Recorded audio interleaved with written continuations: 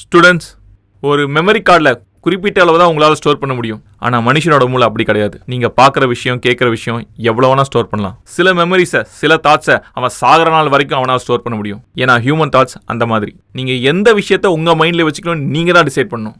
For example, ஒருத்தன் ஒரு நாள் சித்தர்கிட்ட போயிட்டு எப்படி முக்தி அடையணும்னு கேட்குறான். ஐ மீன் என்லைட்மெண்ட், நிர்வாணா. அதுக்கு அந்த சித்தர் சொல்கிறாரு, அது ஒன்றும் இல்லை, நான் ஒரு மந்திரம் சொல்கிறேன், அந்த மந்திரம் டெய்லி காலையில் சொல்லணும், அது சொல்லும்போது குரங்க மட்டும் நினைக்காதுன்னு அப்படின்னு சொன்னார்.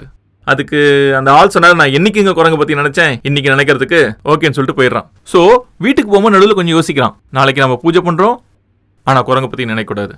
சரின்னு சொல்லி வீட்டுக்கு போயிடுறான். வீட்டுக்கு போயிட்டு நைட்டு தூங்கத்துக்கு முன்னாடி மறுபடியும் நினைக்கிறான், நம்ம நாளைக்கு பூஜை பண்ணுறோம் ஆனால் குரங்க பற்றி மட்டும் நினைக்கக்கூடாதுன்னு. காலையில் எழுந்துக்கிறான், பூஜை பண்ணு நினைக்கிறான், பூஜை பண்ணுறான், மறுபடியும் குரங்க பற்றி நினைக்கிறான். இப்படி எல்லா விஷயத்தையும் அவன் குரங்க பற்றியே நினச்சி அந்த குரங்கு தான் அவன் மைண்டில் ஸ்டோர் ஆயிருக்கு. இப்படி 2 நாள் 3 நாள் போகுது. 4வது நாள் சித்தர்கிட்ட போகிறான், எனக்கு இந்த முக்தியும் வேணாம், மோட்சமும் வேணாம், தயவு செஞ்சு அந்த குரங்கு கிட்ட வந்து மட்டும் காப்பாற்றுங்க அப்படின்னா